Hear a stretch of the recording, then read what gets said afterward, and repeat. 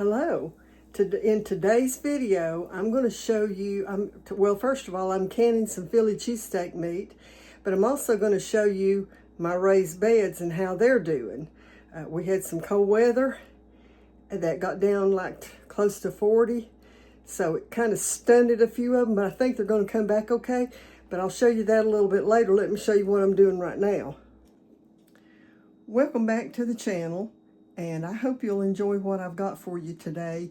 If you have not seen the video of me doing the complete Philly cheesesteak canning, I will link that in the comments below and also in the description under this video. Well, I'm here at the greenhouse and I was just looking at my plants. My strawberry plants are doing really good. I should get some strawberries off of these next year. This is my lemon balm, and it's looking really good. Of course, my irises have already bloomed and fallen off. And this one is parsley. And then I've just got some pretty flowers over here. And check that out. I'm going to have some tomatoes soon. And as you can see, all of my big pots that I'm doing my raised beds in, everything's growing. So it be long till I'll be down here putting some stakes in and doing all kinds of stuff. Okay, so you can see I've got a big bunch of jars already filled with the Philly cheesesteak meat, and I didn't show you this before, but you can see here that it's all the way to the top. And the reason I'm doing that, look here, this one is one that I did in 2022.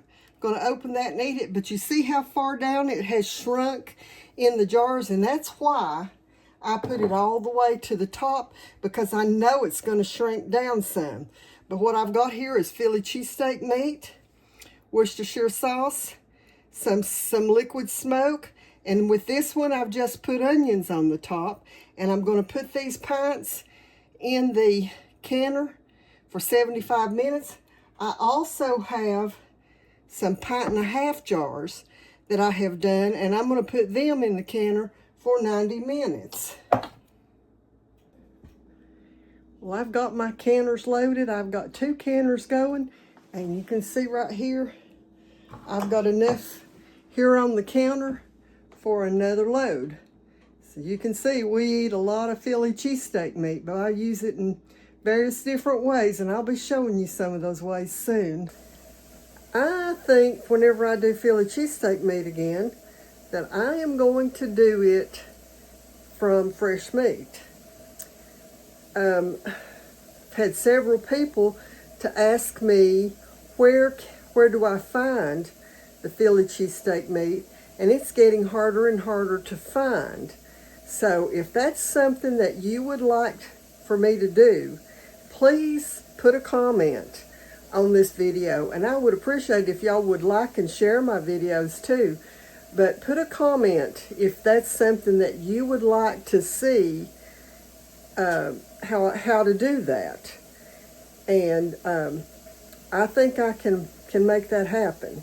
So anyway, I'm going to get off now, and I'll be back and show you what these look like when they come out of the canner.